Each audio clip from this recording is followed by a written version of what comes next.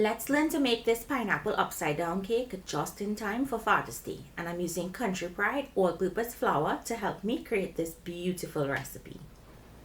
I'm going to start by creaming some butter and sugar, and this is going to be the base for the pineapple upside down. Now to your greased cake pan, we're going to add some flour just to the sides. You don't want to add any flour to the bottom of the pan. And you're just going to let that coat the sides and then discard any leftover flour. Don't coat the bottom. Here we're going to place that butter and sugar mixture that we just creamed on the bottom. And we'll place our pineapple rings on top. I'm using a 10-inch cake pan here. You want something, this rises really high, so you want something that has a nice high side. Add your cherries.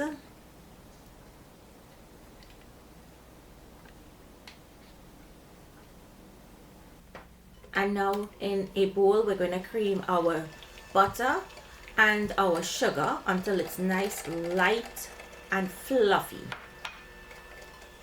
So you're going to go ahead and whip until it looks really light and airy and fluffy like this.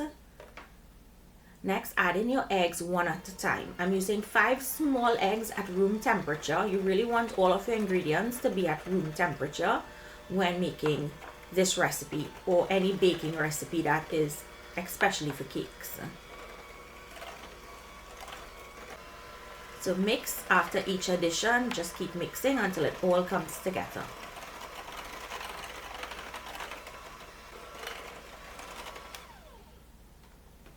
Next, I'm going to go in with my baking powder, baking soda, and cinnamon or cake spice. And I'm just going to mix that in.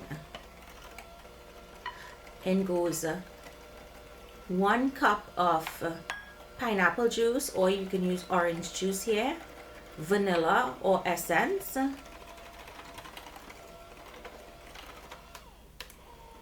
And then we'll add in our flour. I'm going to be using 2 cups, but you're packing the flour into the cup.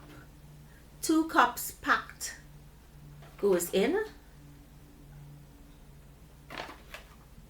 and then mix. This is a really big cake, hence the reason why I said pack the flour into the cup. So you want to mix until it comes together, but don't overmix. Add in a few drops of yellow food coloring, which is totally optional. And once you mix that in, you'll stop and we'll switch to a spatula, cleaning down the ends of the bowl, checking the bottom of the bowl to make sure all of that dry flour is well incorporated. And all you have to do now is pour this out into your prepared cake pan and spread it out evenly. And tell me you're not tempted, because I did lick that batter off the bowl when it was done. It's the best part of my childhood growing up when my mom was baking, was to be able to lick that bowl. Now this bakes at 325 degrees Fahrenheit for 1 hour until a toothpick comes out clean. Allow it to cool and then flip it over to unmold.